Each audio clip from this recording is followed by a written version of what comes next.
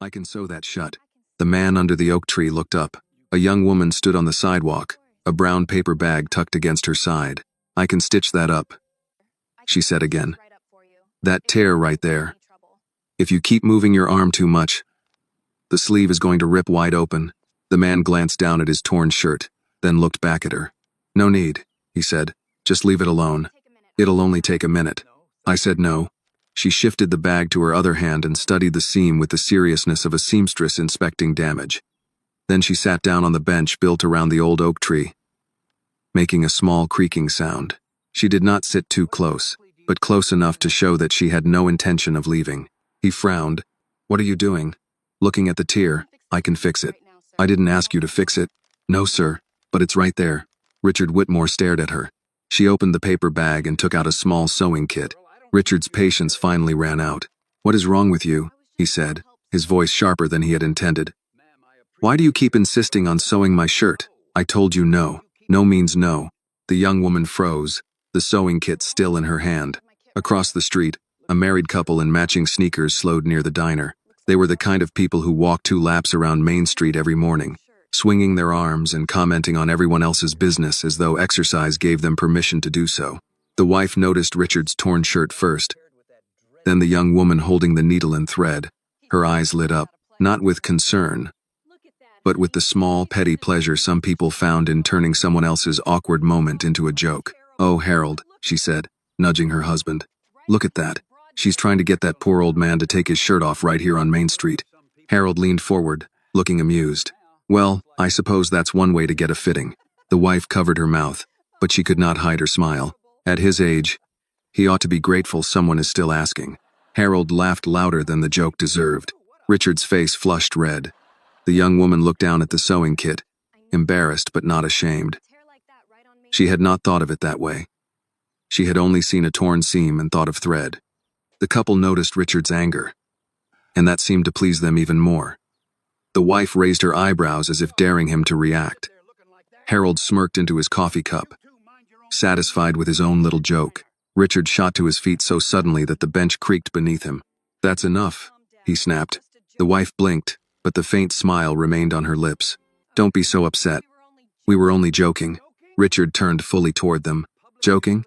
Harold gave a dry laugh. Come on, friend. If you sit under a tree with your shirt torn open and a young lady fussing over you, people are going to notice. The wife laughed again. That thin, sharp sound made something inside Richard snap. He had endured Hank Doyle shoving him. He had endured having his shirt torn. He had endured the way people looked away when a man was bullied in the middle of the street.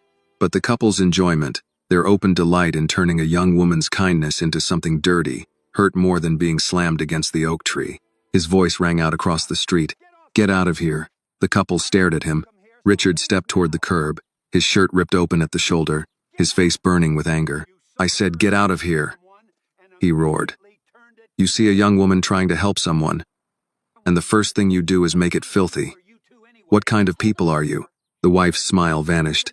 There's no need to yell like that. There was no need for either of you to open your mouths in the first place. Richard shot back. Move along. Harold's face hardened. You don't get to tell my wife where to go. Richard pointed down the sidewalk. I just did. Harold looked as if he wanted to argue, but Richard's anger had changed the air around them. The wife tugged at Harold's sleeve. Come on, he isn't worth it. They walked away stiffly, but not silently. The wife muttered something about crazy people on the street. Harold glanced back once, but he did not stop. Richard remained standing until they had passed the diner.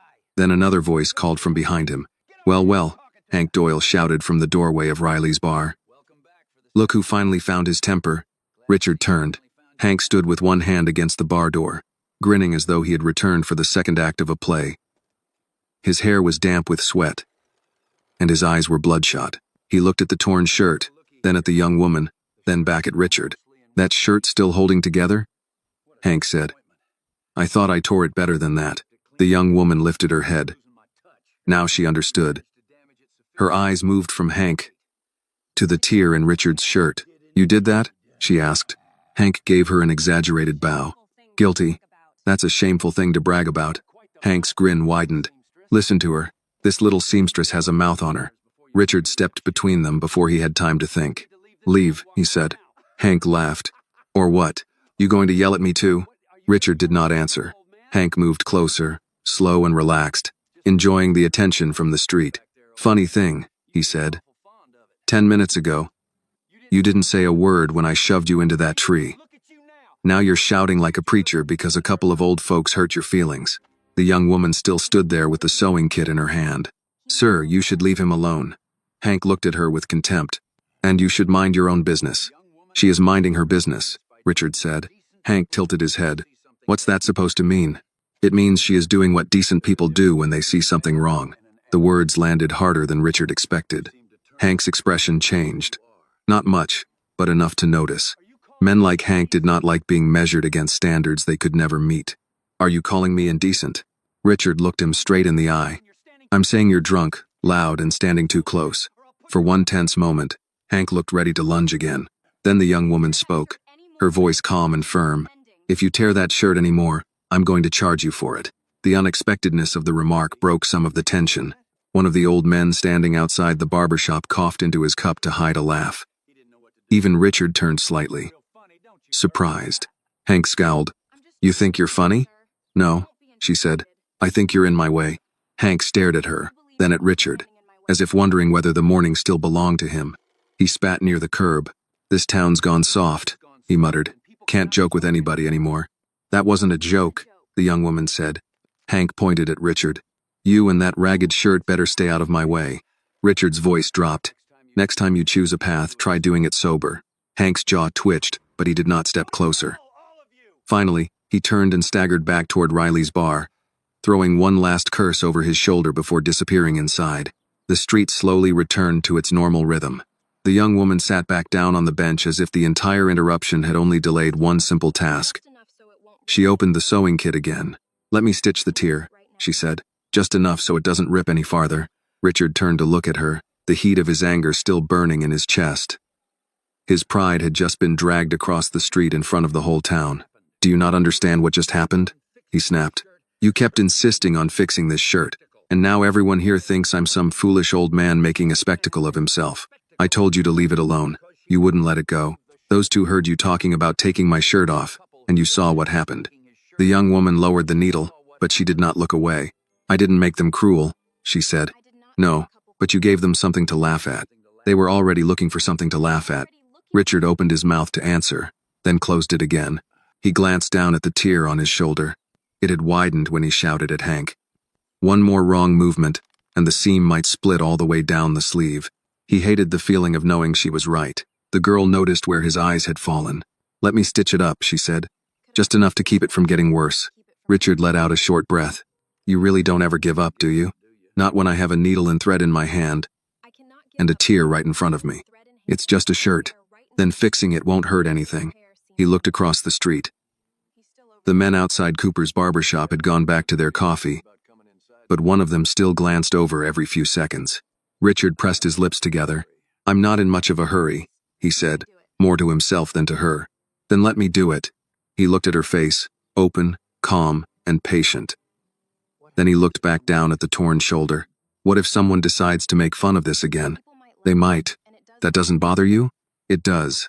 But not enough to leave something unfixed just because some people don't know how to keep their mouths shut. Richard watched her for a moment. There was nothing dramatic in her voice, no grand speech meant to force him into agreeing. She was simply being practical. The shirt was torn. She had a needle. He was standing there with nowhere urgent to be, and whether he wanted to admit it or not, he did not want to walk around his hometown with a tear gaping open on his shoulder. Finally, he said, All right. She looked slightly surprised. All right? You can stitch it up. Good. She held out her hand. Give me the shirt. Richard raised an eyebrow. That's it? I can't sew it properly while you're wearing it, unless you want me to stick the needle into your shoulder. He glanced toward the diner window again. You understand why that might draw attention, don't you? It already has. Now we might as well make it useful. That answer caught him off guard. He almost smiled, but only almost. You still have an undershirt on, she added, turning her face away before he moved. I'm not trying to embarrass you. I know. His tone had changed. She heard it, but said nothing. Richard slowly unbuttoned his shirt and pulled it off carefully, making sure not to tear the shoulder any further. Underneath, he wore a plain white undershirt. When he handed her the shirt, She took it with both hands. If this moment touched your heart, please like this video, comment where you are watching from, and subscribe to the channel for more emotional stories about kindness, dignity, and hope. Not like a rag, not like a stranger's problem, but like something that was still worth taking care of. She turned the shirt inside out and laid it across her lap. He pulled hard. Richard sat beside her, leaving some space between them. You know who did it then? I know who bragged about it, she said, but the one who brags isn't always the one who did it. In his case, he was. She made a small sound, not quite agreement and not quite judgment. Then she threaded the needle and bent over the tear at the shoulder. Richard watched the first stitch disappear into the fabric. A small stitch, a pull of thread, a fold of cloth, another small stitch, another pull. She sewed quickly, but not carelessly. Each stitch lined up with the next, as if her fingers already knew the path before her eyes had to check it. The white thread was not a perfect match, but it was close enough. More importantly, it was strong. Without his shirt, Richard felt exposed in a way that had little to do with cotton. The oak tree cast broken patches of shade across the bench. Above them, the leaves stirred in the soft Georgia sunlight. The street looked ordinary, like any other small-town street. But the memories were beginning to press heavily against his chest. Where did you learn to do that, he asked. My grandmother. Does she still work? When her hands let her, the girl pulled the thread tight and checked the strength of the seam. Some mornings, her hands hurt badly. She doesn't say it, but I can tell by how long she holds her coffee cup. Richard heard no complaint in her voice. Only quiet observation, and a kind of love kept carefully hidden. He had known people who turned every hardship into a performance. This girl did not. She spoke as if life was something to face, not something to display for sympathy. What kind of shop does she run? Mostly alterations and repairs. Church suits, work pants, evening dresses when people can still afford them, curtains, uniforms. She used to alter wedding gowns too. People came from Macon, maybe even Savannah. She still has pictures on the wall from when business was good. When was that? The girl gave a small shrug. Before things changed. Now people buy cheap clothes, wear them twice, and throw them away. Main Street isn't what it used to be, either. Half the stores are gone. The other half look like they're waiting their turn. Richard looked toward the empty train depot at the end of the block. I noticed. Are you from here? He paused. A long time ago. How long? Long enough that I still expect Miller's Bakery to be on the corner. She looked up at him. That place closed before I was born. I figured. My grandmother still talks about their peach cobbler like it was something holy. Richard's chest tightened. It was very close. The girl smiled down at the seam. So you really are from here. He had not expected that to hurt. He had spent decades being introduced as founder, chairman, investor, donor. Nobody in those rooms cared where he had bought candy as a boy, or which corner flooded in summer rain. To be from somewhere was different from owning things in many places. He had almost forgotten that. Annie turned the shirt right side out and examined her work. It'll show some, but not bad. Showing doesn't bother me. It did a few minutes ago. He looked at her sharply, then saw the faint curve at the corner of her mouth. You enjoy making a point? Only when the point is already sitting there. Richard shook his head. Your grandmother raised you brave. She raised me to keep my eyes open. Brave is something you find out later. He took that in quietly. The girl spoke the way older people did in small southern towns, plain words, little waste. Truth tucked into ordinary conversation. What's your name, he asked. Annie. That all? That's enough for folks around here. He nodded once. I'm Richard. Nice to meet you, Mr. Richard. Just Richard. My grandmother says people over 40 who ask to be called by their first name are usually hiding either money or bad behavior. Richard let out a surprised laugh before he could stop it. And which one do you think I'm hiding? Annie pretended to study him. You seem too tense to be poor. That obvious? A little. She handed the shirt back to him. Richard slipped it on carefully and buttoned the front while Annie packed away the thread. The repaired shoulder sat straighter now. The stitches were visible if someone looked close enough, but the tear no longer pulled open. Feels better, he admitted. Told you. You usually this stubborn with strangers? Only the ones acting difficult before lunchtime. Richard glanced toward Riley's bar again. Then today must feel productive. Annie followed his gaze. Hank Doyle wasn't always like that. No? He used to work at the lumber yard before it shut down, then drinking became his full-time profession. Richard looked down the street lined with fading storefronts. Seems this town lost more than one thing. Annie gave a small shrug. That's what happens when factories close and young people leave. And the people who stay, they learn how to repair things. The answer settled between them. As they walked farther down Main Street, Richard noticed details he had missed earlier. The old movie theater marquee still hung above the sidewalk, though half the letters were missing. A church bulletin board announced a fish fry fundraiser beside a notice for unpaid water bills. Two boys rode bicycles through the parking lot behind the hardware store, their laughter bouncing off brick walls baked by the Georgia sun. It was strange what survived. Annie adjusted the paper bag against her hip. You really came back looking for my grandma? Yes. 32 years later? Yes. You must have owed her a lot. Richard thought about that before answering. When somebody helps you at the exact moment your life could have gone another direction, you remember it. Annie looked ahead as they crossed in front of the old post office. My grandma says people remember pain fast and kindness slow. She sounds wiser than most politicians I know. That made Annie glance sideways at him. You know politicians? A few. Good ones? Richard considered lying, then decided against it. Not enough. Annie snorted softly. They reached the far end of Main Street where the buildings became older and narrower. Carter Stitch and Alterations sat between a vacant insurance office and a barber supply store with dusty windows. The shop looked smaller than Richard remembered, though memory had a habit of enlarging things attached to survival. The faded wooden sign still hung above the door. Carter Stitch and Alterations. One corner sagged lower than the other. Richard stopped walking. Annie noticed. You okay? He stared at the sign for several seconds before speaking. When I left this town, I told myself if I ever became successful, I'd come back here first. But you didn't. No. Why? Richard smiled without humor. At first I was too broke. Then too busy. Then too proud to admit how long I'd waited. Annie nodded slowly as if she understood more than someone her age should. People do that around here too, she said. Wait too long. The front window displayed two dress forms wearing half-finished church outfits. Beside them sat a small hand-painted sign, "We fix what others throw away." Richard stared at the words. Annie pushed open the screen door. A bell rattled overhead, followed by the familiar scent of fabric, steam, old wood, and starch. The smell hit Richard harder than he expected. Memory rose instantly. Rain against windows, soup simmering, a yellow lamp glowing over careful hands. Inside the shop, sunlight fell across rows of hanging garments protected by clear plastic covers. Spools of thread filled wooden shelves behind the counter in every shade imaginable. An old Singer sewing machine sat near the front window beside a pair of thick reading glasses. The machine was running, steady, rhythmic, click, click, click. An elderly black woman sat behind it with silver hair pinned neatly at the back of her head. She wore a pale blue cardigan despite the heat, and leaned slightly forward while guiding dark fabric beneath the needle.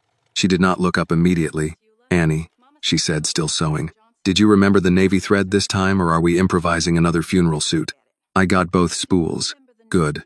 Last thing grieving people need is crooked hems. Only then did she lift her eyes. Richard felt the air leave his lungs. Time had bent her shoulders and silvered her hair. But the eyes were the same. Calm. Sharp. Tired in a patient kind of way. Evelyn Carter looked first at Annie, then at Richard standing silently behind her. Her gaze moved to the repaired shoulder seam. Well, she said slowly, either Annie's been practicing her stitches or somebody had a rough morning. Annie set the bag on the counter. Bit of both. Evelyn removed her glasses. And who might this be? Richard opened his mouth, but nothing came out. For 32 years he had rehearsed this moment in airports, hotels, black cars, offices overlooking skylines. In every version, he sounded prepared. Now he stood in front of her, unable to form a sentence. Evelyn watched him carefully. Then her expression changed just slightly. Not recognition. Not yet. But something close to it. You look familiar, she said quietly. Richard swallowed hard. I should, he replied. You saved my life once. Evelyn Carter held Richard's gaze for several quiet seconds. The sewing machine had stopped, but the wheel still ticked softly as it slowed. Annie looked between them, sensing something shift inside the small shop. You saved my life once, Richard repeated. Evelyn leaned back in her chair. That's a mighty large statement for a Monday morning. It's true. She studied his face carefully now. Age had changed him. Wealth had polished him. But underneath both, something familiar remained around the eyes. Something tired and stubborn at the same time. You said 32 years? She asked. Richard nodded. Evelyn's fingers rested lightly on the sewing table. Rainstorm? His throat tightened. Yes. You came in after closing, carrying a cardboard suitcase held together with rope. Richard let out a breath that sounded almost like surrender. You remember? I remember hungry people. Evelyn glanced at Annie. Sit down before one of you falls over. Annie pulled out 2 mismatched wooden chairs near the counter. Richard sat carefully, suddenly unsure what to do with his hands. The confidence that filled boardrooms deserted him completely inside this little sewing shop. Evelyn pointed at his shoulder. Let me see what happened there. Annie immediately defended herself. I stitched it enough to hold. I can tell. Evelyn stood slowly from the sewing machine, one hand briefly pressing against her knee before she crossed the room. Your stitches are straighter than last month. That's almost a compliment. Don't get excited. Richard watched them with something close to wonder. The conversation moved with old familiarity. The kind built from years of shared kitchens, bills, disappointments, and small victories. Evelyn adjusted her glasses and examined the seam Annie had repaired. Not bad, she admitted. Though your tension's a little tight here. I was working outside. You're always working outside something. Annie smiled faintly. Evelyn looked up at Richard. Take the shirt off again. Richard laughed quietly. You sound exactly like her. Like who? The woman I remembered. Evelyn gave him a look. Flattery doesn't lower alteration prices. Annie covered a grin while Richard unbuttoned the shirt again. This time he noticed something different. He no longer felt embarrassed sitting there in an undershirt while a seamstress inspected damaged fabric. The shame from Main Street had loosened somewhere between the oak tree and this shop. Evelyn turned the shoulder inside out. Lord, Annie, what happened to this thing? Somebody try to wrestle a bear? Hank Doyle, Annie said. Evelyn stopped moving. That man still breathing whiskey instead of oxygen? Apparently. Evelyn clicked her tongue. Town would improve 10% if somebody locked Riley's bar for a month. Richard smiled. You still speak your mind. At my age, wasting time becomes offensive. She threaded a darker spool through another needle, with practiced ease. Her hands trembled slightly, before steadying themselves against the cloth. Richard noticed it immediately. You should sit, he said. Evelyn looked up over her glasses. And you should stop telling old women what to do in their own shops. Annie muttered. Told you. Richard raised both hands in surrender. Fair enough. The sewing machine started again. Click, click, click. Richard closed his eyes for half a second as the sound carried him backward through time. He remembered sitting in this same room soaked from rain, pretending not to shiver because pride mattered more when a man owned nothing else. Evelyn had heated soup on a hot plate in the corner while mending his shirt under the yellow lamp. Back then the shop had seemed larger, safer too. You disappeared fast after that interview, Evelyn said while sewing. I figured you found work. I did. You could have written. I know. You didn't. No. Evelyn nodded once as if placing another piece into an old puzzle. Usually means either prison or success. Annie nearly choked, trying not to laugh. Richard smiled into his hands.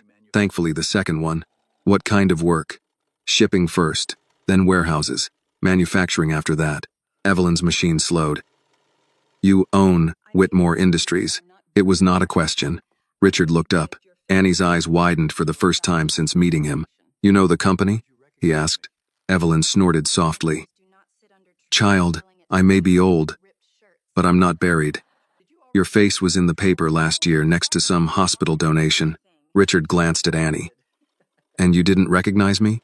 Annie shrugged. Most billionaires don't sit under trees yelling at strangers with ripped shirts. That's comforting. It's honest. Evelyn gave Annie a side look. You gave this man trouble already, didn't you? He gave me trouble first. Richard pointed lightly toward Annie. That part is true. Evelyn shook her head while guiding the fabric beneath the needle. Both of you sound exhausting. The room settled into an easy rhythm after that. Outside, Main Street traffic drifted past in waves. Somewhere nearby, church bells rang noon. Annie unpacked groceries onto a small side table while Evelyn worked. You still make red bean soup? Richard asked suddenly. Evelyn looked at him without lifting her head fully. Every Thursday. Richard smiled to himself. I used to think it was the best thing I'd ever tasted. That's because you were starving. Probably. No, probably about it. You ate 3 bowls and nearly cried into the 4th. Annie laughed openly now. You cried over soup? Richard rubbed the back of his neck. I was 18. And dramatic, Evelyn added. Hungry men are dramatic. That's true. Evelyn finished reinforcing the shoulder seam and clipped the thread clean. She held the shirt up between both hands and inspected it the way a doctor might examine healing skin. "There," she said. "Now it'll survive another bad decision." Richard stood to take it. "Thank you." Evelyn handed it over but kept hold of one sleeve a second longer. "You came all the way back here just to thank me?" Richard hesitated. The truth sounded strange even in his own head. He had spent decades building a company large enough to employ thousands. Yet one unfinished kindness had remained heavier than entire contracts. "I kept thinking about that night," he admitted. "More than I should have." Evelyn released the sleeve slowly. Kindness sticks harder when somebody receives it at the bottom. Annie grew quieter hearing that. Richard buttoned the shirt carefully over the repaired seam. "You gave me food, fixed my clothes, and refused to let me sleep outside in the rain. Most people wouldn't have opened the door." Evelyn returned to her chair with a faint groan in her knees. "Most people are too busy deciding who deserves help first." The words sat heavily in the little shop. Richard looked around at the faded photographs on the wall. Wedding dresses, graduation suits, church choirs lined shoulder to shoulder. Decades of people stitched into the history of one room. "You kept this place alive a long time," he said. Evelyn smiled faintly. "Alive and profitable are two different things." Annie glanced down at the grocery bag. Richard noticed. The medicine bottle inside had been the cheap store brand. The loaf of bread was discounted. The hem of Annie's cardigan sleeve had been repaired twice by hand. Wealth taught men how to spot hidden numbers. Richard suddenly saw them everywhere in this room. Late bills, slow months, repairs postponed. Evelyn followed his eyes and understood immediately. "Don't," she said calmly. Richard looked back at her. "Don't what?" "Don't sit there feeling sorry for us. I've buried enough pride already. I won't bury dignity with it." The room fell silent. Then Annie spoke gently without looking up from unpacking groceries. "She says that every time somebody offers help," Evelyn pointed a finger at her granddaughter, "and one day you'll learn I'm right." Richard sat back down slowly. For the first time since entering the shop, he understood this reunion was not going to be simple gratitude and warm memories. Whatever debt he carried from 32 years ago still mattered deeply to him. But to Evelyn Carter, accepting anything in return might feel like losing something far more important. Richard stayed seated after Evelyn's words settled across the room. Outside, a truck rumbled past the shop windows, rattling the loose corner of the faded sign above the door. Annie finished putting away the groceries and quietly carried the medicine bottle toward a shelf near the sink. Evelyn noticed immediately. "Did they raise the price again?" $3. Evelyn muttered under her breath. "These pharmacies think old age comes with a gold mine." Richard pretended not to hear, though he did. Annie unscrewed the bottle cap and checked the pills. "You've got enough for another week. That depends on whether my knees cooperate with rationing. You can't ration arthritis medicine. Watch me." Richard leaned back in the wooden chair, studying the two women without making it obvious. He had spent most of his life around polished people. Executives with rehearsed smiles, investors who measured compassion like a tax deduction, politicians who remembered names only when cameras were present. Nothing inside this little shop felt rehearsed. That unsettled him more than Main Street had. Evelyn returned to the sewing machine and adjusted a stack of folded trousers waiting for repair. "So," she said casually, "how rich are you exactly?" Annie nearly dropped a spoon into the sink. "Grandma, what? If the man owns half the warehouses in Georgia, I'm curious." Richard laughed softly. "Not half. Quarter? Closer than I'm comfortable admitting." Evelyn nodded as if confirming something practical. "Then you can probably afford lunch." "I can manage lunch." "Good." Annie burns grilled cheese when she's distracted. "I burned it once." "You burned soup too." "That pot was crooked." Richard smiled before catching himself doing it. Annie noticed. "There it is." "What?" "The face you make when you forget to act important." Richard shook his head. "You enjoy bothering people, only the ones wearing expensive watches and pretending they don't." His hand instinctively covered the watch at his wrist. Annie pointed immediately. "See?" Evelyn chuckled quietly while sorting thread. "Annie notices everything. Used to drive her teachers crazy. That's because teachers don't like being corrected by teenagers." Richard looked around the shop again. "How long have you been here?" 41 years in this building," Evelyn said. "Before that, I rented a corner beside the laundromat." She paused, back when Main Street still had enough people walking through it to keep dust from settling. Richard glanced toward the front window. It used to feel bigger. That's because you were young. No, he said quietly. It used to feel alive. Evelyn looked at him carefully after that. You carry guilt around like luggage, she said. Richard let out a breath through his nose. That obvious? To old women? Usually. Annie leaned against the counter. What exactly are you guilty about? Richard took a moment before answering. Leaving. People leave all the time. I left knowing folks like your grandmother stayed behind helping people while I spent 30 years making money. Evelyn waved a dismissive hand. Money's useful. Don't insult it. Hard enough surviving without pretending otherwise. But you struggled. So did you. Richard looked up. Evelyn threaded another needle. You think I didn't recognize that look when you walked in here years ago? Thin boy trying hard to stand tall because pride was the only thing not soaked through. The memory hit him harder hearing her say it aloud.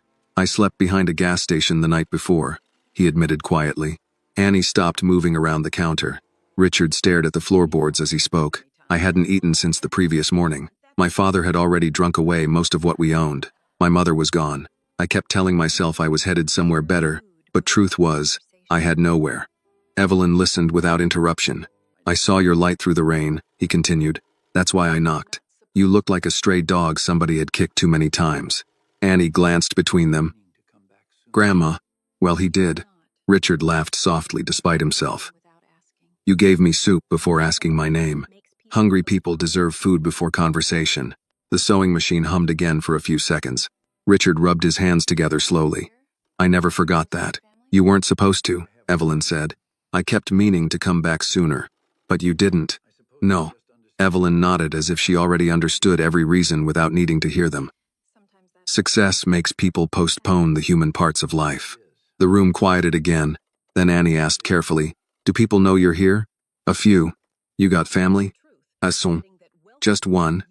Yes. Annie studied him. You don't sound happy when you say that. Richard smiled faintly. My son and I understand business better than each other. That sounds lonely. It is. The honesty surprised even him. Evelyn pointed her needle toward him. There it is. What? The truth. Wealthy people usually drag it out like bad furniture. Richard shook his head again. You haven't changed. Course I have. My knees predict weather now. Annie laughed while opening a small refrigerator near the back wall.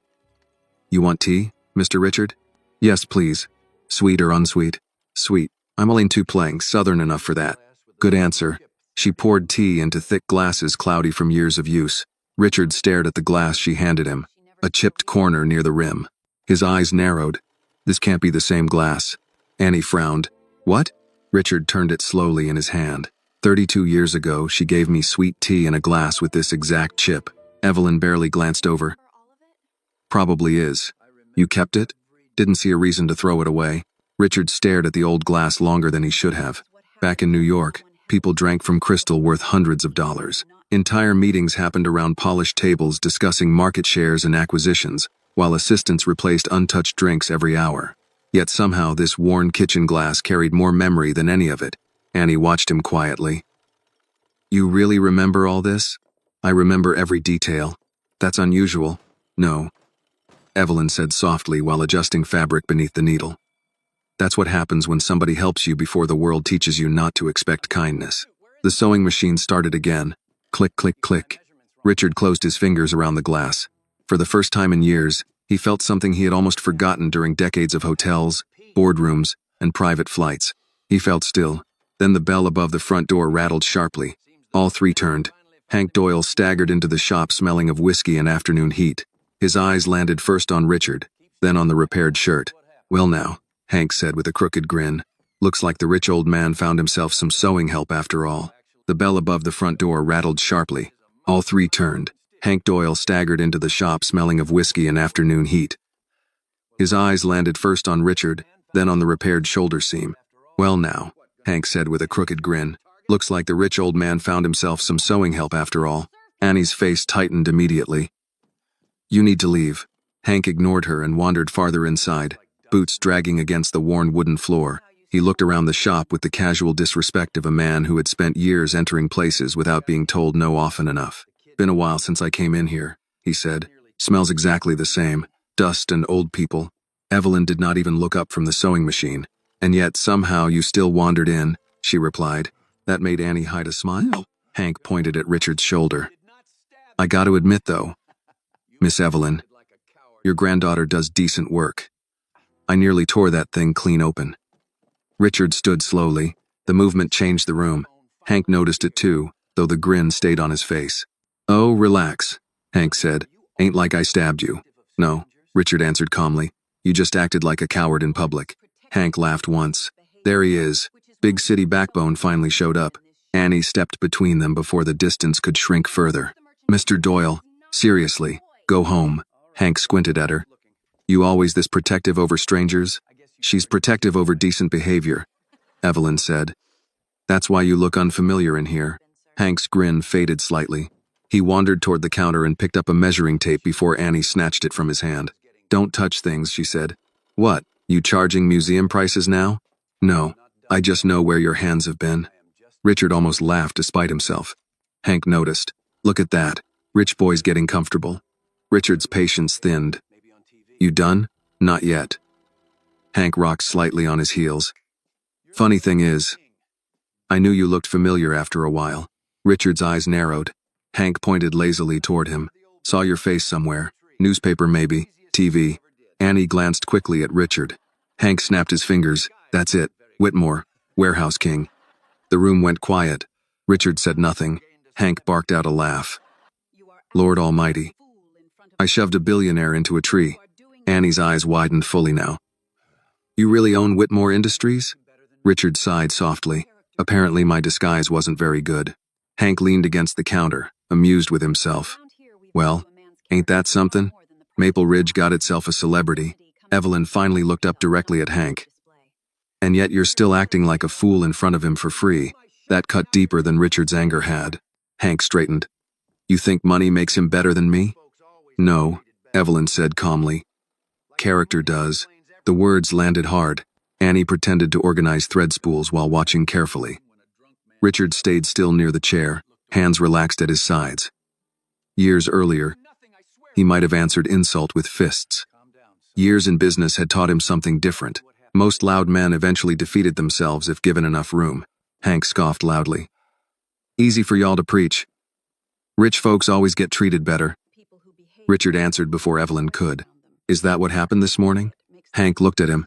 Because from where I stood, Richard continued, I saw a drunk man shove somebody in public while half the street looked away. That ain't what happened. No? Richard stepped closer. Then tell me. What exactly happened? Hank's mouth opened, then closed again. The silence exposed him faster than an argument would have. Evelyn returned calmly to folding fabric. People who behave badly usually need noise around them. Quiet makes them nervous. Hank glared at her. You always got something to say. That's because I'm 82 and earned the right. Annie coughed suddenly into her hand, to hide another laugh. Hank pointed at her. You think this is funny? No. Annie replied honestly. Mostly tiring.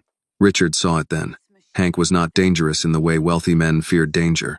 He was dangerous in the exhausting way small-town bitterness often became after years of disappointment, drinking, and feeling left behind. Still, bitterness had teeth. Hank looked around the shop again. So what now? Rich man gonna save the neighborhood? Buy Miss Evelyn a shiny new sewing machine? Evelyn answered instantly. Don't start counting another man's money before you've counted your own blessings. That old machine probably belongs in a junkyard. Evelyn rested one hand on the Singer machine beside her. This machine fed 3 generations. Hank rolled his eyes. Yeah? Looks like it's getting tired. Richard noticed Annie stiffen beside the counter. That machine mattered to them. Hank noticed too. That was why he kept talking. You know what this town really needs? Hank said loudly. Not thread, jobs. But rich folks like him leave and never come back till they want to feel sentimental. The accusation lingered longer than Richard expected. Because part of it was true. Richard met Hank's eyes. You're angry at your life. I understand that. But don't confuse that with permission to mistreat people. Hank laughed bitterly. Easy speech from a billionaire. No, Richard replied. Easy speech from somebody who remembers being broke. Hank stared at him. Evelyn's sewing stopped again. Annie looked slowly toward Richard. Hank scoffed. You expect me to believe that? I slept behind Miller's gas station when I was 18, Richard said evenly. 3 nights straight. The room went quiet again. Even Hank seemed uncertain now. Richard continued calmly. Your problem is you think suffering gives you the right to spread it around. Hank's face reddened. You don't know a damn thing about me. No, Richard admitted, but I know exactly what bitterness looks like when a man decides it's easier than responsibility. For the first time since entering the shop, Hank lost his grin completely. Outside, a siren wailed faintly somewhere across town before fading again. Annie watched both men carefully, worried the tension might snap into something physical. Then Evelyn spoke without raising her voice. Hank. Something in her tone carried age, authority, and disappointment all at once. Hank looked toward her reluctantly. You knew your mama, Evelyn said. And she'd cry herself sick seeing what you became. The words hit him harder than anything else had. His jaw tightened. For a second, Richard thought the man might explode. Instead, Hank grabbed the front door handle roughly. Town's full of judgment, he muttered. No, Evelyn replied. Just mirrors. Hank shoved the door open hard enough to rattle the bell overhead and disappeared back onto Main Street. Silence filled the shop after he left. Annie let out a breath. Lord, Richard looked toward the door. Does he always do that? Mostly on days ending in Y, Annie answered. Evelyn resumed folding fabric. Hank Doyle's problem started years before whiskey. Booze just introduced the rest of us to it. Richard sat back down slowly. Annie looked at him differently now. Not because of the billionaire part. Because of the gas station. You really slept behind Miller's? Yes. With rats and all? Richard smiled faintly. One of them stole half my sandwich. That's rude. It felt personal at the time. Annie laughed quietly. Evelyn watched both of them over the rim of her glasses. Careful, Annie. Wealthy men become charming once they stop acting important. Richard shook his head. I'm getting attacked from every direction in this shop. That means we like you, Annie said. The words settled warmly before she seemed to realize she had said them aloud. Richard looked down at the repaired shoulder seam again. The stitches still held perfectly. Richard ran his thumb lightly over the repaired seam while Annie gathered loose thread clippings from the counter. Outside, afternoon sunlight stretched across Main Street, turning the dusty shop window gold around the edges. For a little while, nobody spoke.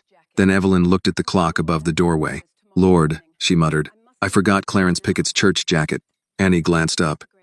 The gray one? The funeral's tomorrow morning, and I still need to shorten the sleeves. Evelyn pushed herself slowly upright from the chair, one hand pressing against her knee. If that man stands at another podium looking like he borrowed clothes from his taller brother, his wife's gonna blame me till Christmas. I'll do it, Annie offered. You've got steadier hands than me today? Depends how much you complain while watching. That means no. Richard watched the exchange with quiet amusement. The rhythm between them reminded him of music played so long nobody noticed the melody anymore. Evelyn carried the gray jacket toward the fitting mirror in the corner. Annie followed with pins between her lips and a measuring tape hanging around her neck. Richard sat back, listening to the soft movement of fabric, scissors, and conversation. Mr. Richard, Annie said around the pins. You hungry? He blinked. What? You've been sitting here half the afternoon. Most grown men get mean when they haven't eaten. He already got mean outside, Evelyn muttered. Richard smiled. I'm fine. That means yes, Annie said. She disappeared through a narrow doorway behind the counter leading into the small kitchen area. A few seconds later, cabinet doors opened and closed. Richard looked toward Evelyn. She always decides things for people? Since she was little, Evelyn adjusted the jacket sleeve against the mannequin. When Annie was 10, she told the pastor his sermon was too long in the middle of Sunday lunch. What happened? He shortened the next week's sermon. Richard laughed quietly. Evelyn glanced at him. You needed that. What? That laugh. Richard leaned back in the chair. Maybe. You carry too much in your shoulders. Comes with business. No. Evelyn corrected gently. Comes with life. The sewing machine hummed again. Richard watched her hands. They trembled more now than earlier, especially when lifting heavier fabric. The realization bothered him. You should hire help, he said. I did. Evelyn nodded toward the kitchen. She refuses to leave. That's different. It's family. That's exactly why it's different. Evelyn looked up from the jacket slowly. You got grandchildren? No. Wish you did? Richard thought about his son for a moment. About conversations reduced to quarterly reports and legal documents. About birthdays missed because meetings seemed urgent at the time. Yes, he admitted quietly. Evelyn pinned the sleeve hem carefully. Regret sneaks up on people after 50. Before that, folks call it ambition.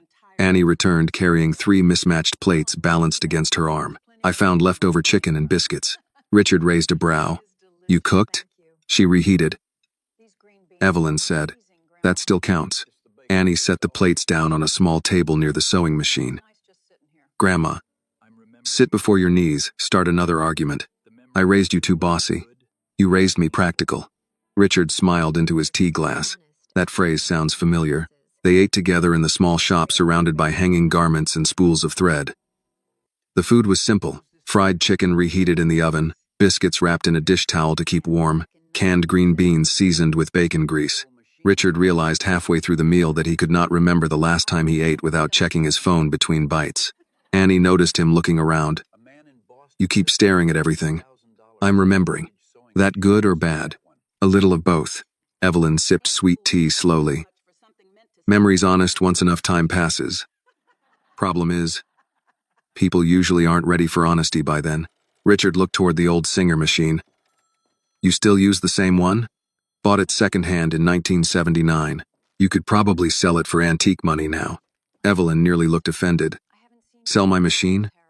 Child, I'd sooner sell a kidney. Annie laughed. She means that, literally. Richard shook his head. I knew a man in Boston once who paid $30,000 for a vintage sewing machine. Evelyn froze mid-bite. 30,000? Yes. For something meant to stitch pants? He collected antiques. Evelyn stared at her machine suspiciously now.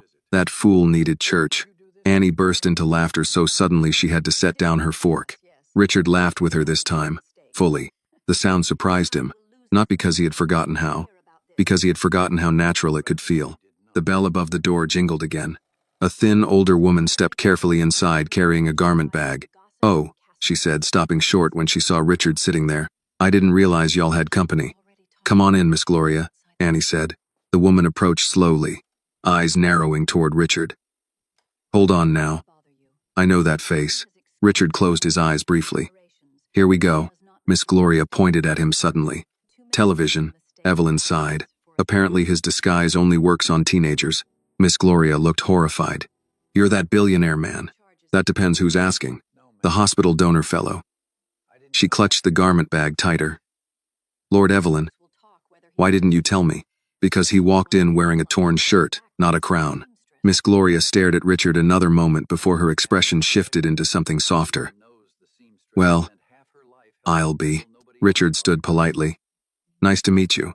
She shook his hand carefully like she expected expensive people to break easier. Then her eyes dropped to the repaired shoulder seam. You sewed his shirt? She asked Annie. She did the first repair, Evelyn answered. I corrected her mistakes. I heard that. Miss Gloria looked between all three of them. This town's gonna lose its mind once people hear about this. Richard's smile faded slightly. I'd rather they didn't. Miss Gloria tilted her head. Too late for that, probably. Maple Ridge survives on gossip and casseroles. Annie nodded. Mostly gossip. Miss Gloria lowered her voice. Folks already talking about what happened outside Riley's. Richard's expression hardened. She noticed immediately. Honey, don't let that bother you. People in this town been excusing drunk men for generations. Doesn't make it right. Evelyn folded her napkin carefully. That's because too many people mistake loudness for authority. Miss Gloria looked at Richard again. You pressing charges? No. Why not? Richard glanced toward the window. I didn't come back here looking for a fight. Evelyn studied him quietly after that. Miss Gloria handed over the garment bag. Well, whether you like it or not, folks are gonna talk. Especially once they realize you came back to visit Evelyn Carter. Why especially that? The older woman smiled gently. Because everybody in this town knows Miss Evelyn spent half her life helping people nobody else bothered noticing. The room quieted again. Miss Gloria patted Evelyn's shoulder before leaving. Try not to work too late. No promises. After the bell above the door settled, Annie looked toward Richard. She's right, you know. About what? People around here remember who helped them. Richard glanced at Evelyn. She helped a lot of people, he said quietly. Evelyn adjusted her glasses, and most of them forgot by Tuesday. Richard shook his head slowly. Not all of them. Not all of them. Evelyn looked at Richard for a long moment after he said it. Something softened in her face, then disappeared again beneath habit and caution. Well, she said quietly. Memory's kinder than most people. Annie gathered the empty plates and carried them toward the sink in the back room. Richard stood to help automatically, reaching for one of the glasses. Evelyn noticed immediately. Careful. Wealthy men touching dishes usually means they're apologizing for something. Richard carried the plate anyway. Maybe I am. For what? For disappearing. Evelyn waved him toward the sink. Dry the glasses if you're going to stand there feeling guilty. Annie smirked while handing him a dish towel. Congratulations. You've been promoted to kitchen duty. I've negotiated billion-dollar contracts. And now you're drying tea glasses. Life moves fast. Richard shook his head, smiling faintly as he dried the chipped glass from earlier. The kitchen area behind the shop was barely larger than a pantry. A small table sat beneath a window with faded curtains patterned in strawberries. Old magnets crowded the refrigerator door, church announcements, grocery lists, a photograph of Annie at what looked like a middle school graduation. He noticed another photo beside it, a younger Annie standing next to Evelyn outside the shop. The sign above them looked brighter then. Annie's smile wider too. Richard pointed at it. How old were you there? 12, Annie answered while rinsing plates. That was before the roof started leaking every spring. Richard glanced upward instinctively. Don't look too hard, Annie warned. You might see daylight. Evelyn called from the front room. The roof's holding. The bucket in the hallway says otherwise. That bucket exaggerates. Richard dried another plate slowly. You really stayed here all these years? Evelyn's voice drifted back through the doorway. Somebody had to. Annie lowered her voice. Developers tried buying the building twice. Richard looked over. What happened? Grandma ran them out. I politely declined. You threatened one guy with your cane. He deserved emphasis. Richard laughed quietly again. Annie leaned against the counter while drying silverware. Most people leave Maple Ridge if they can. But not you? My grandma's here. The answer came quickly, naturally. Richard studied her for a second. That enough? For now. There was something unfinished in the way she said it. Before Richard could ask more, the bell above the front door jingled again. A teenage boy stepped inside carrying a grocery sack. Miss Evelyn? In here. The boy rounded the doorway and stopped cold when he saw Richard. Whoa. Annie sighed immediately. Don't start. That's him, right? The boy whispered loudly. The billionaire guy? Richard lifted a hand. Unfortunately, the boy stared openly. My uncle works at one of your warehouses in Atlanta. Hopefully he says nice things. He says the coffee sucks. Richard nodded seriously. That sounds accurate. The boy burst out laughing. Evelyn entered from the front room carrying a measuring tape around her neck. Marcus, unless that sack contains my thread order, stop gawking and hand it over. Marcus quickly passed her the bag but kept glancing toward Richard. Whole town's talking already. Richard sighed under his breath. Marcus noticed the repaired shoulder seam. Hold up. Annie fixed your shirt? She assaulted me with kindness, Richard said. That sounds like Annie. Annie rolled her eyes.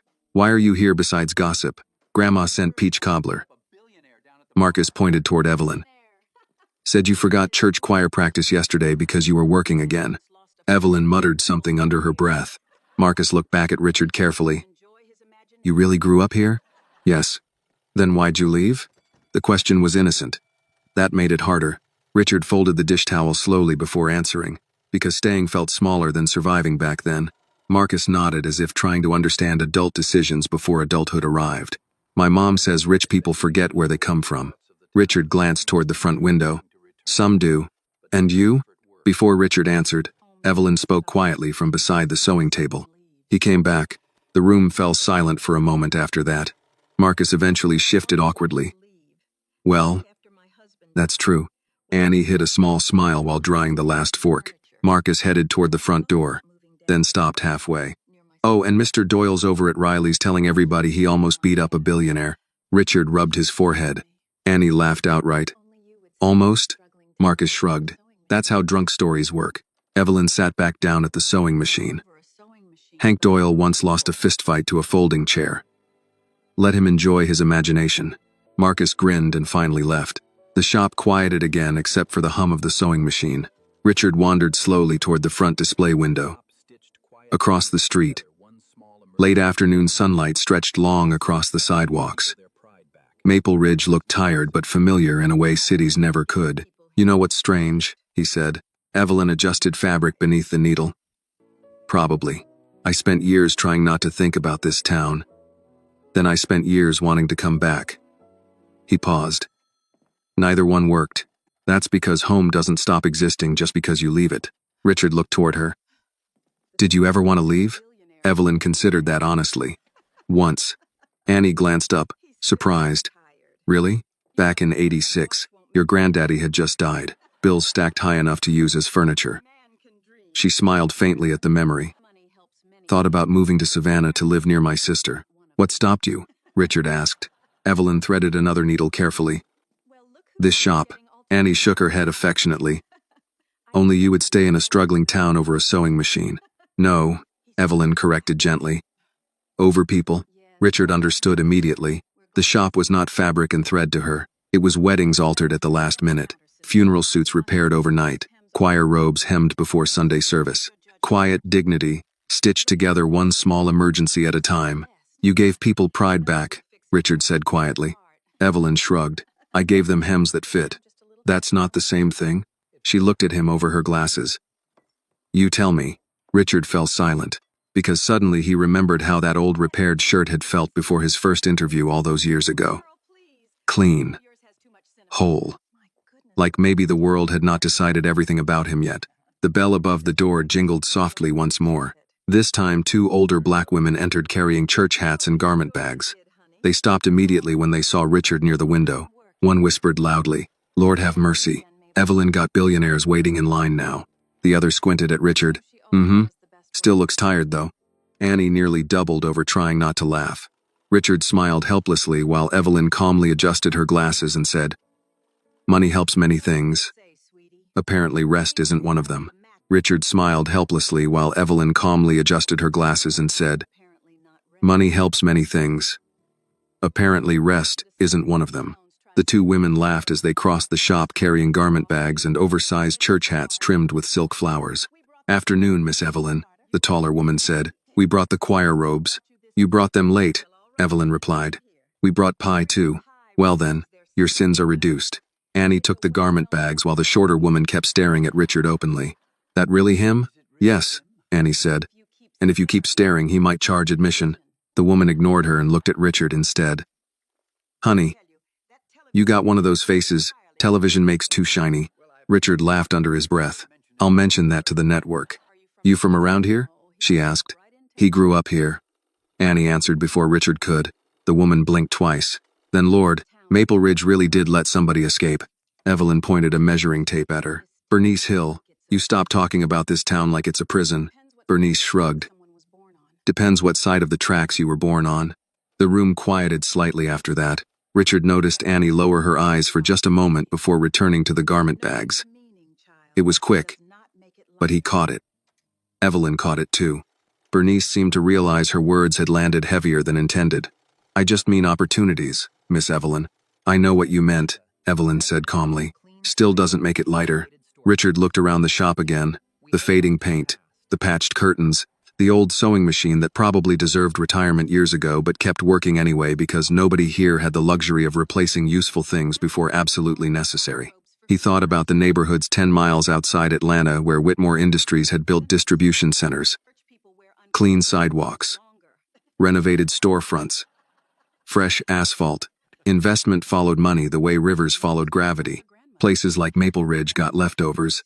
Annie hung the choir robes carefully near the back wall. Grandma fixed all these last year for free. Bernice sighed dramatically. That's because church folk somehow lose buttons faster than sinners. That's because church folk wear uncomfortable clothes longer, Evelyn replied. The women laughed again. Richard found himself watching Annie more than the conversation. She moved through the shop with practiced familiarity, knowing exactly where every spool, pin cushion, and measuring tape belonged. She could probably find thread in the dark. You teach her everything? He asked Evelyn quietly. Itre. Annie glanced over. Except taxes. She hides whenever bills come out. Because numbers ruin good afternoons. Richard smiled faintly. I know people who'd argue the opposite. That's because rich people think spreadsheets are personalities.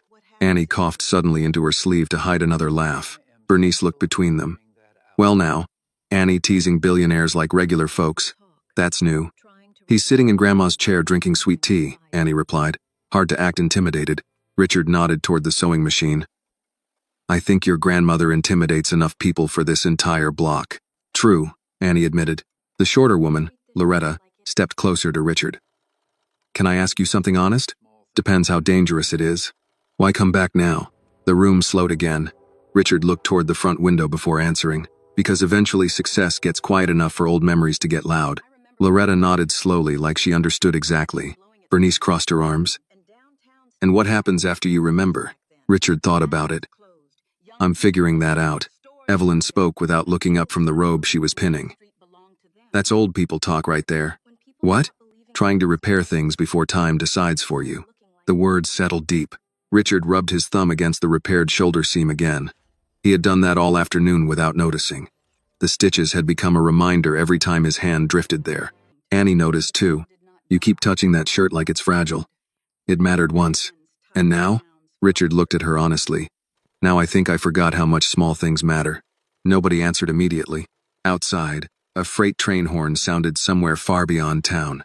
The low, mournful sound rolled through Maple Ridge before fading into the warm evening air. Bernice sighed softly. Used to hear those every night growing up. Back when trains actually stopped here, Evelyn said. Back when downtown stayed busy after 6. Richard glanced out the window again. What happened? All the usual things, Loretta answered. Factories closed. Young folks left. Stores dried up. People stopped believing Main Street belonged to them, Annie added quietly.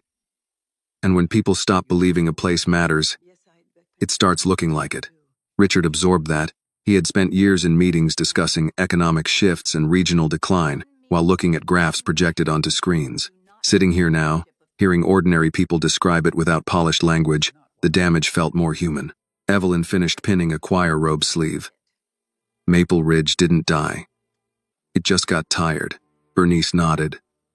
Difference is nobody sends tired towns flowers. Richard looked slowly around the room again.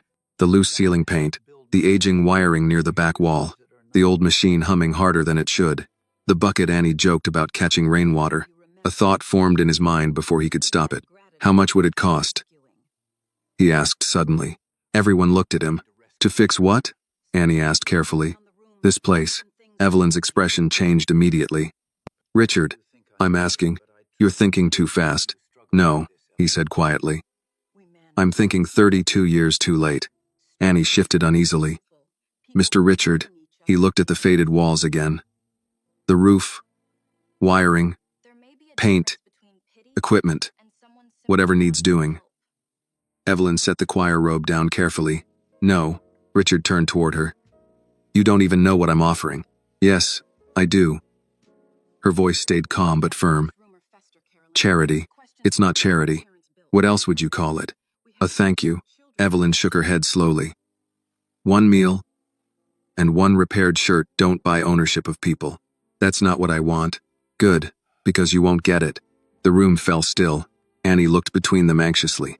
Bernice and Loretta suddenly became very interested in the choir robes. Richard lowered his voice.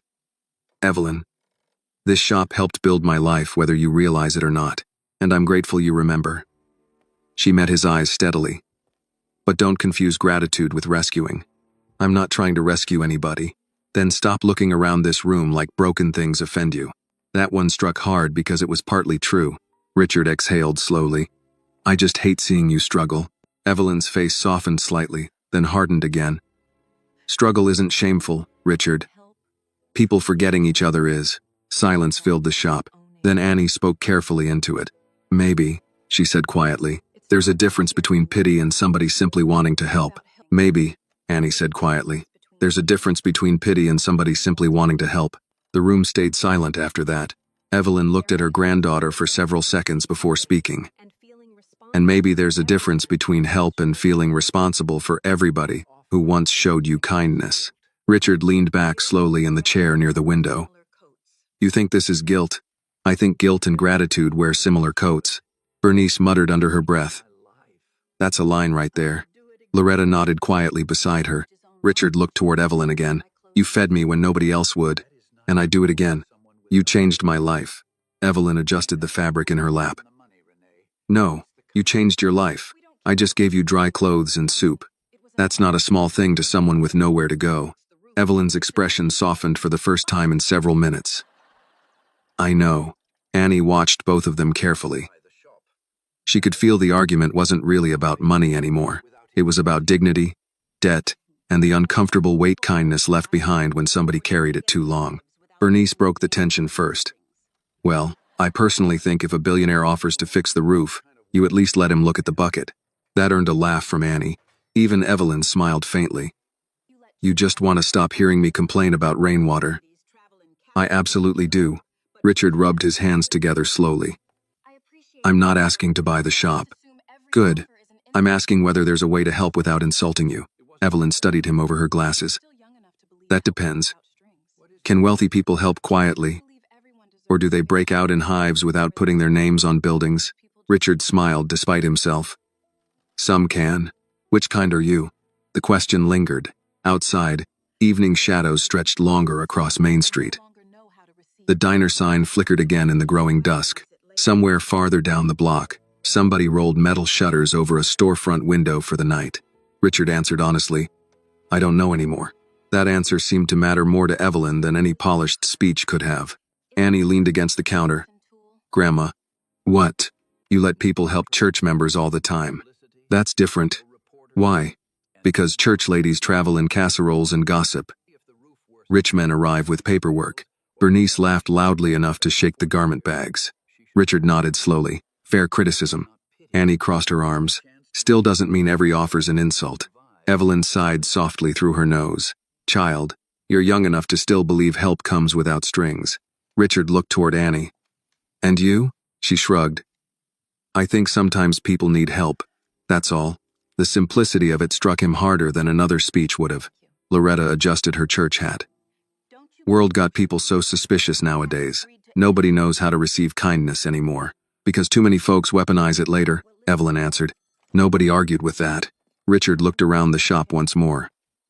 The old Singer machine hummed softly beside Evelyn's chair. Faded photographs covered the walls like stitched pieces of memory. This place had survived decades, not because it was profitable, but because Evelyn Carter refused to abandon people who still needed things repaired.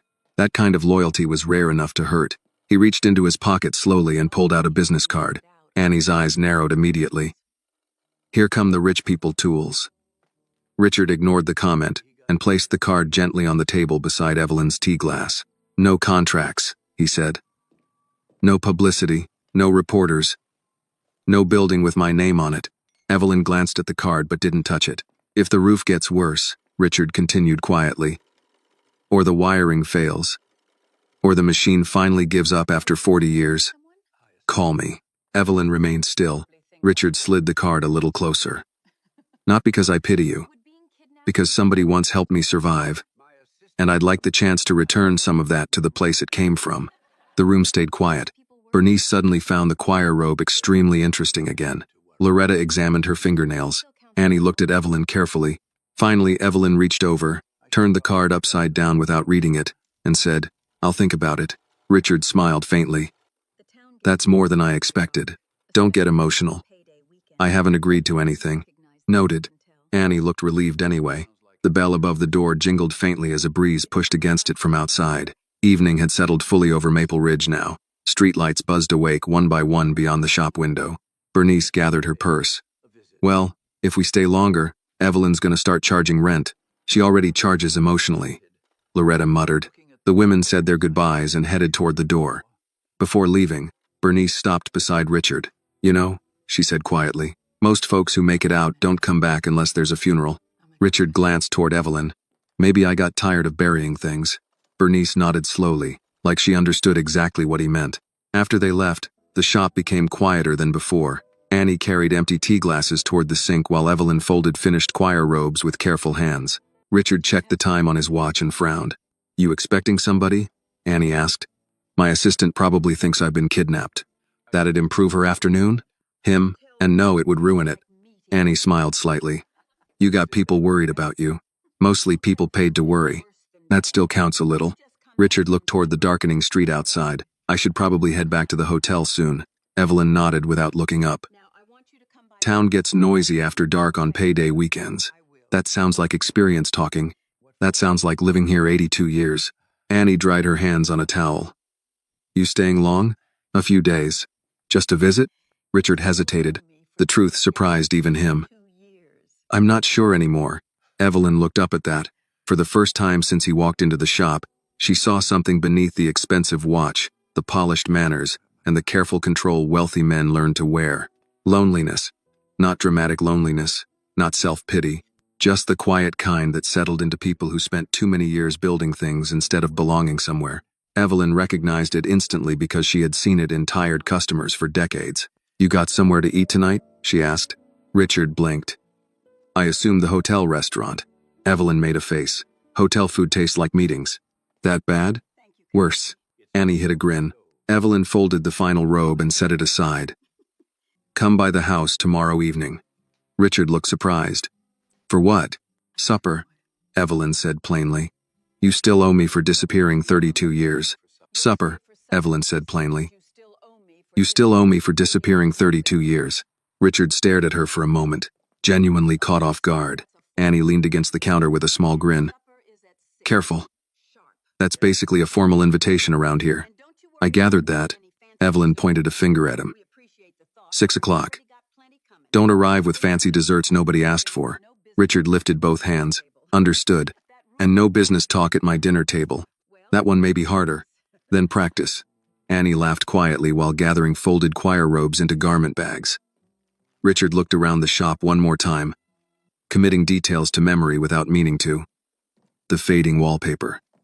The old machine. The worn floorboards smoothed by decades of footsteps. Places carried pieces of the people who stayed inside them long enough. "You always work this late?" he asked Evelyn. "Used to work later." "That's not an answer. It's the only one you're getting." Annie shook her head. "She'll stay here till midnight if somebody calls about funeral clothes." "Dead folks still deserve proper hems," Evelyn muttered. Richard smiled. "You really believe that?" "I believe dignity matters most when life gets hard." That line stayed with him. Outside, Main Street had quieted into evening. Neon signs glowed weakly through the dark. Somewhere down the block, laughter spilled from Riley's bar before fading again. Richard reached for his jacket near the chair. "You parked far?" Annie asked. "At the hotel lot. That's 6 blocks. I can manage 6 blocks. "At night?" Richard raised an eyebrow. "Should I be concerned?" Annie exchanged a quick look with Evelyn. "Normally?" Annie said. "No. Tonight? Hank Doyle's probably drunk enough to start arguing with traffic signs." Richard almost smiled. "I think I can survive Hank Doyle." That's what traffic signs probably thought too. Evelyn stood slowly from the sewing machine. "Annie. Walk him halfway." "Grandma. Umor me." Richard shook his head immediately. "That's not necessary."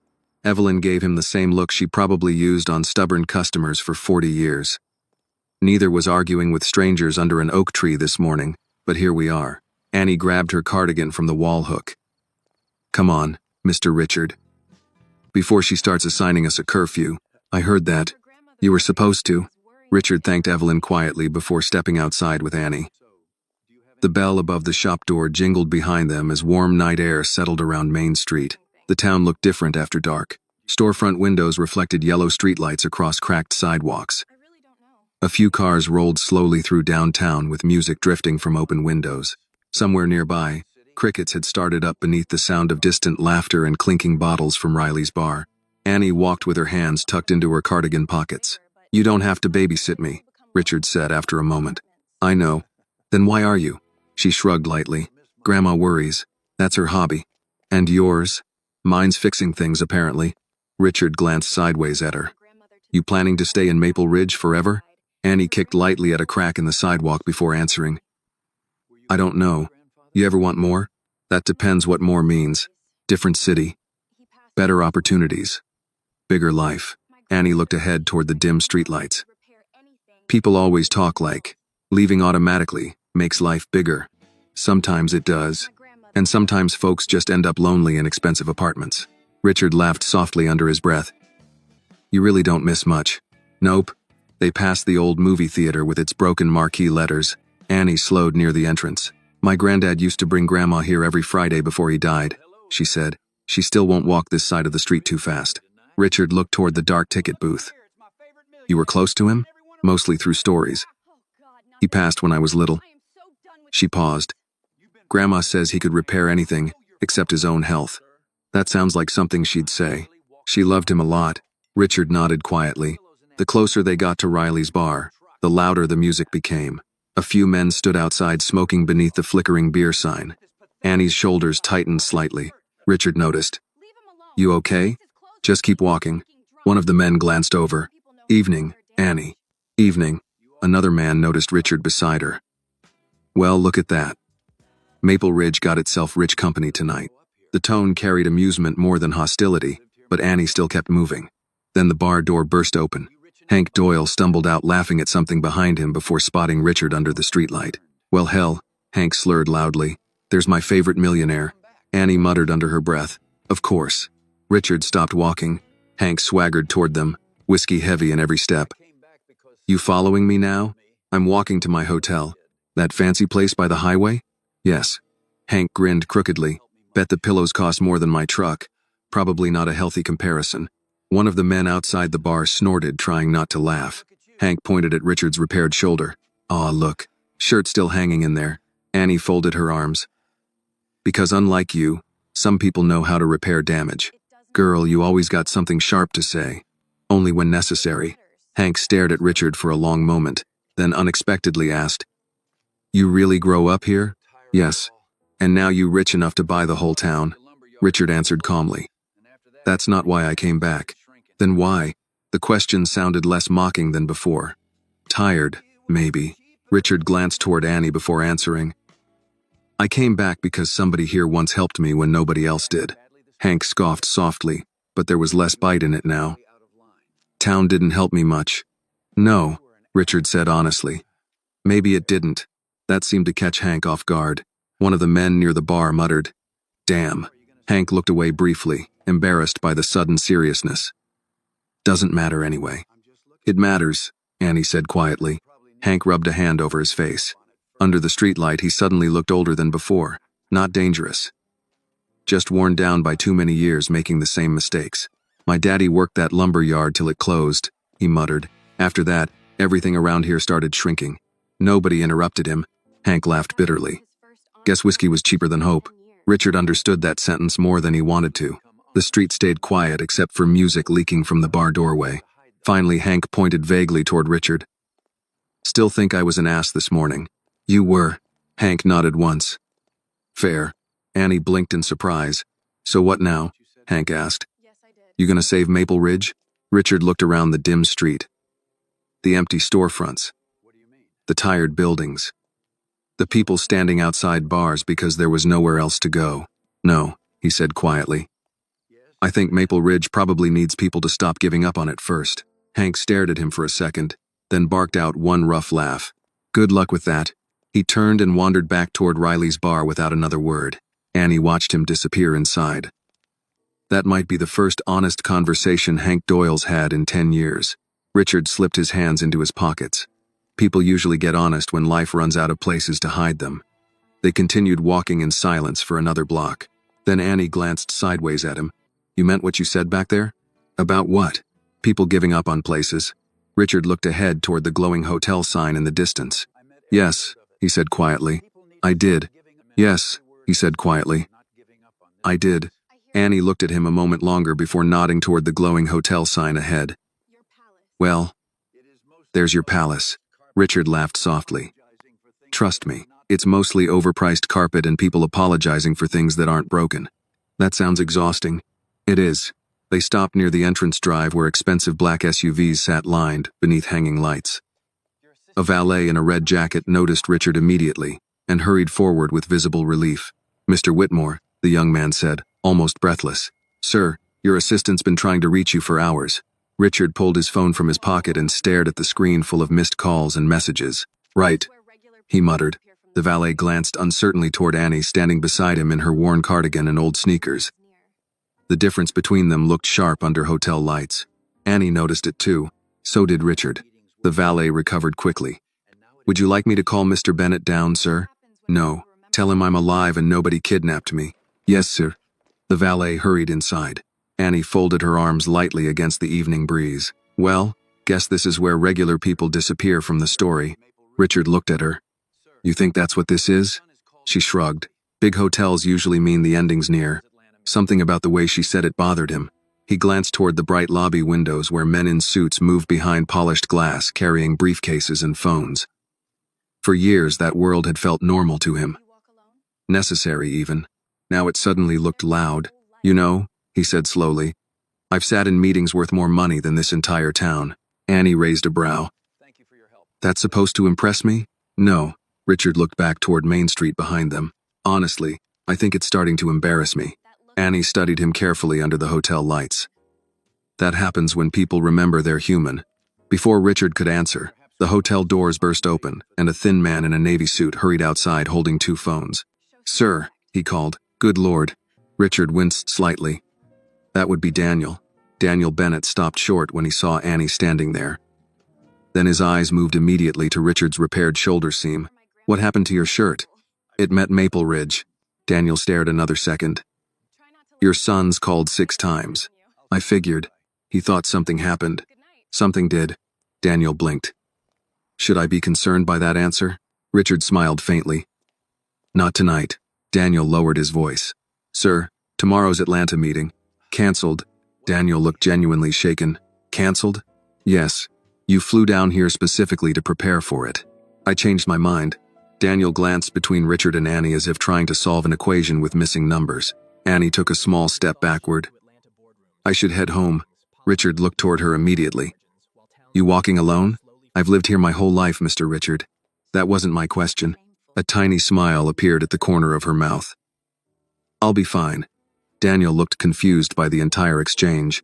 Richard ignored him and reached into his pocket again, pulling out a folded $100 bill. Annie's face changed instantly. Don't.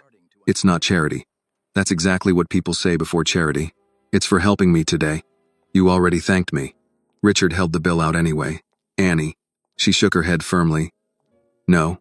Daniel looked stunned that anyone in front of a luxury hotel was refusing money from Richard Whitmore. Annie noticed his expression immediately. That look right there, she said quietly to Richard, is why Grandma gets stubborn. Richard slowly lowered the bill. Daniel finally found his voice. Sir, if this young lady assisted you today, surely compensation. She's not staff, Richard said sharply. Daniel stopped talking. The difference in Richard's tone surprised all 3 of them. Annie looked down briefly, then back up at him. Thank you. For what? For noticing. The valet returned awkwardly holding Richard's room key. Somewhere behind the lobby doors, a pianist played soft jazz nobody inside was actually listening to. Richard suddenly felt tired in a way sleep would not fix. You'll come tomorrow? Annie asked. To dinner? To Maple Ridge. Dinner's just where Grandma traps people. Richard smiled. Yes, I'll come. And don't wear another shirt Hank Doyle can ruin. I'll do my best. Annie started stepping backward toward Main Street. Good night, Mr. Richard. Good night, Annie. She turned and began walking beneath the dim streetlights toward the older part of town. Richard watched until she disappeared past the theater marquee. Daniel adjusted his tie carefully beside him. Sir, what exactly happened today? Richard looked down at the repaired shoulder seam again. A ripped shirt. A bench beneath an oak tree. A girl carrying thread and groceries. An old woman who remembered feeding hungry strangers before asking their names. He thought about the boardrooms waiting for him in Atlanta, the endless meetings, the polished people discussing profit margins while towns like Maple Ridge slowly forgot how to hope. Then he thought about Evelyn Carter saying struggle wasn't shameful. Forgetting each other was. A long overdue conversation, Richard said quietly. Daniel frowned slightly. With respect, sir, I don't understand. Richard looked toward Main Street again. That's because I'm only starting to. They headed inside the hotel together. The lobby smelled expensive and empty at the same time. Marble floors reflected golden chandelier light. A woman behind the front desk greeted Richard by name with practiced warmth. He barely noticed. In the elevator, Daniel carefully tried again. Your son expects you in Atlanta by noon tomorrow. Richard loosened his tie slightly. Then he'll be disappointed. Sir, I spent 30 years thinking success meant never slowing down. Richard glanced at his reflection in the elevator doors. Turns out sometimes it just means you get enough distance to see what you abandoned on the way there. Daniel fell silent. When the elevator doors opened onto the top floor, Richard walked toward his suite but stopped halfway down the hallway. What's the matter, sir? Daniel asked. Richard touched the repaired seam once more. It's strange, he admitted quietly. I own buildings bigger than that shop. Yes, but today was the first time in years something broken actually felt repaired. Daniel had no answer for that. Neither did Richard. But for the first time in a very long while, he thought maybe the answer was not waiting inside another meeting room. Maybe it was waiting at a dinner table in Maple Ridge, Georgia, beside an old sewing machine that refused to quit. Sometimes the smallest act of kindness can change the direction of someone's entire life. The story reminds us that dignity matters, whether a person is rich or poor, and that true character is revealed not by money or status, but by how we treat people when they are struggling. It also teaches that helping others should never be forgotten, because one moment of compassion can stay in a person's heart for decades and inspire them to give kindness back to the world. This video is a work of fiction created with the assistance of artificial intelligence. All characters, events, and situations are not real and do not represent any actual people or true stories. The content is intended for storytelling and emotional illustration only.